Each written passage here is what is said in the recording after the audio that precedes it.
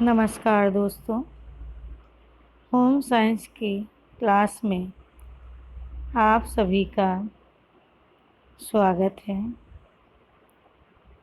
आज का टॉपिक है घर की सफाई एवं सजावट। स्वास्थ्य का स्वच्छता से घनिष्ठ संबंध है। शरीर की सफाई के साथ साथ घर की सफाई भी आवश्यक है।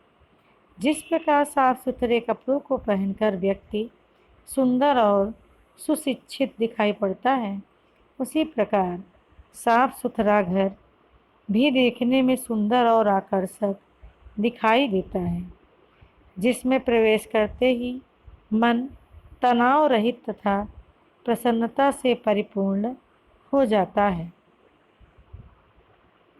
गंदगी उत्पन्न होने के कारण। घर में गंदगी अनेक कारणों से उत्पन्न होती है, किंतु हम सुविधानुसार गंदगी के कारणों को निम्नलिखित प्रकार से बांट सकते हैं।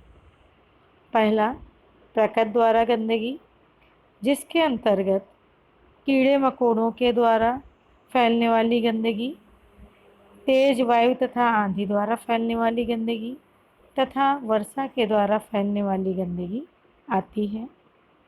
दूसरा, मानवीय क्रियाओं द्वारा गंदगी।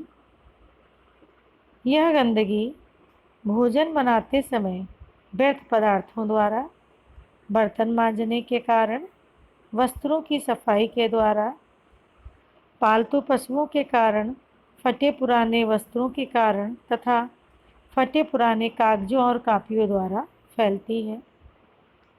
तीसरा, नित्य क्रियाओं द्वारा गंदगी। यह गंदगी मलमूत्र द्वारा, बलगम और थूक के द्वारा तथा पशुओं के गोबर के कारण फैलती है।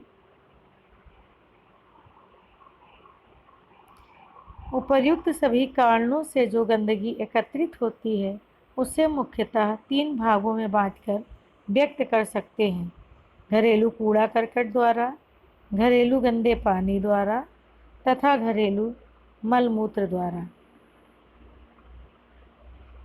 घर की सफाई के प्रकार। घर में अनेक प्रकार की सफाई आवश्यक होती है, किंतु सभी प्रकार की सफाई रोज नहीं की जा सकती।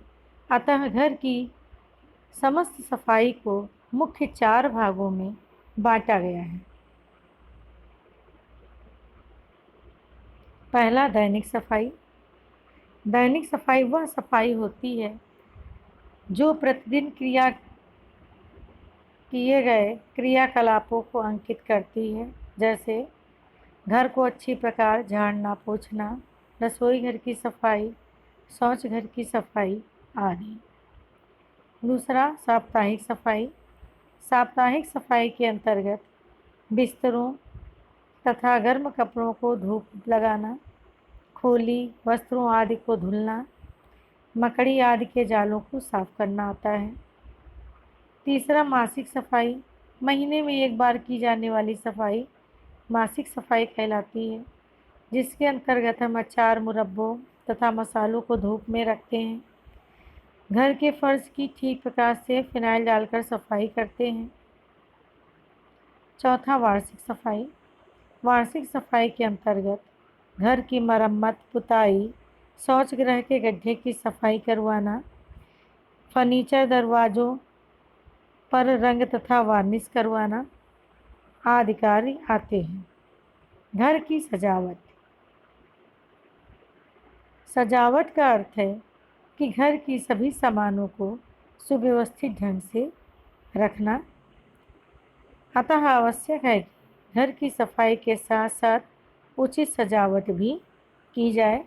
घर की वस्तुओं को इस प्रकार से रखा जाए कि वह देखने में आकर्षक लगे।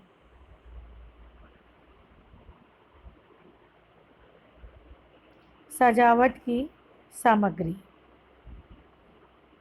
पहला, फर्नीचर, दरी, कालीन, पर्दे, पावदान, तस्वीर, फूल तथा पौधे, अन्य साधन। उपरोक्त सभी साधनों का प्रयोग कमरे को सजाने के लिए किया जाता है।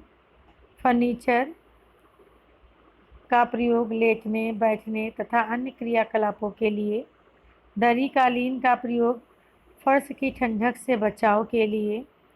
पर्दों का प्रयोग धूप तथा तेज वायु से बचाव के लिए। पावदान का प्रयोग कमरे के अंदर धूल मिट्टी को आने से रोकने के लिए। तस्वीरों का प्रयोग दीवारों को सजाने के लिए। फूल तथा पौधों का प्रयोग कमरे के आकर्षण को बढ़ाने के लिए तथा अन्य साधन। कई प्रकार के इलेक्ट्रॉनिक उपकरणों का भी प्रयोग कमरे की सजावट में किया जाता है। सजावट की विधियाँ। घर की सजावट की मुख्य 3 विधियाँ होती हैं। पहला, देसी पद्धति, जिसमें भारतीयता का ध्यान रखा जाता है तथा घर की सजावट हस्तकला से निर्मित वस्तुओं द्वारा ही किया जाता है। दूसरा, विदेशी पद्धति। यह पद्धति खर्चीली होती है। इसमें घर की सजावट करने के लिए इलेक्ट्रॉनिक उपकरणों तथा विभिन्न प्रकार के फर्नीचरों का प्रयोग किया जाता है। तीसरा, संयुक्त पद्धति। इस पद्धति में दोनों का मिश्रित रूप सजावट के लिए प्रयोग किया जाता है। अधिकांशतः मध्यम वर्गीय परिवार इसी पद्धति का प्रयोग घर की सजावट के लिए करते हैं।